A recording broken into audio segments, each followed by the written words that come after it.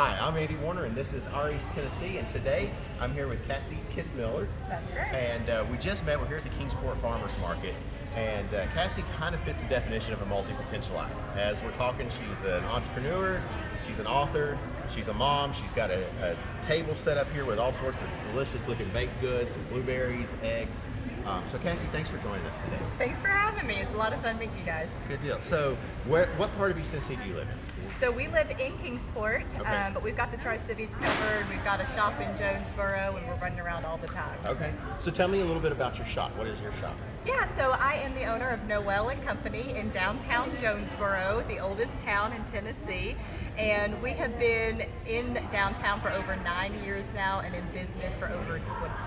Wow. Okay. So was that the dream? Did you want to do retail? Was that? So I love small business. I was one of those like kind of weird kids that when other people are playing teacher and house, I was playing shop. I love business since I was little. So I actually have an interior design degree with a business minor because I knew I wanted to grow up and own my own shop. Yeah. So yeah, that was the plan. And it's had many variations through the years, but I love it. And tell me a little bit about the shop. What kind of things do you sell, and what do you? Yeah, so Jonesborough is a very charming, very tourist town. So we are a small town living store. We actually have people that come in from all over the planet, honestly, all over the world. And we love to highlight kind of East Tennessee pieces. We have over 20 local vendors, all made locally. Wow. We try to support as many local artisans as possible, but a little bit of everything from t-shirts to wind chimes to home decor, all kinds of stuff. So tell me a little bit about the journey. You started 20 years ago, and I assume it's not just been 20 years of. It's been wild. So I went down, they had just opened, which I didn't know at the time. They were a new business. They've been open less than a year. I was a college student at ETSU, and you have to have credits and work in local businesses to graduate. So I went down and started unpacking boxes. And from unpacking boxes, I started working on the floor. And from working on the floor, I started helping customers and went on to be an owner of the store and actually do interior design and holiday decorating for a lot of clients. So tell me a little about interior design in East Tennessee, because we've got such a varied style. You can go from the cabin look to really high end and everything in between. So tell me how that works. So for interior design, my personal style is to try to tell your story.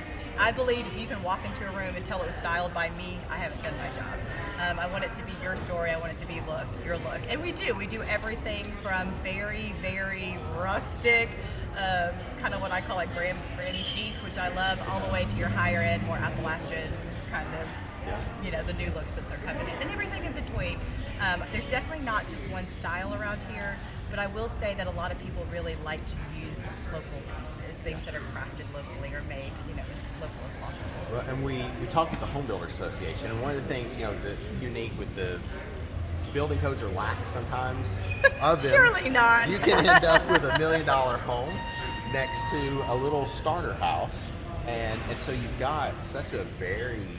Well, and an interior designer, honestly, just from a practical standpoint, will help guide you through that as well, because they work with a lot of the builders and a lot of the construction teams, and so they know what to look for. We always say that we're kind of a go-between. We can often be the bad guy when the client doesn't want to be if they're having problems, and we do know what to look for. If you are working with a licensed interior designer, they've gone through a lot of the same classes as your construction crews, as your teams. So they can kind of be that representative between the middleman between you and the builder, you and the construction. Sure. So what are things that folks not from East Tennessee should be thinking about if they're looking at maybe moving to East Tennessee? What should they know about the area, both from the retail side but also the design side? I would say to come in with an honest expectation. I think people are moving in, and we have lots and lots of new people, and they love the area. It's so beautiful, and it is. But I think also have a realistic expectation that it's real world. There's going to be challenges. There's going to be problems just like anywhere else.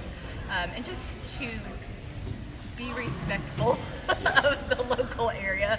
We're not where you moved from, but there's a lot of perks as well. So just to come in with a little realistic, it's close to paradise, but not 100%. Not quite there. Not all the way there. That's awesome.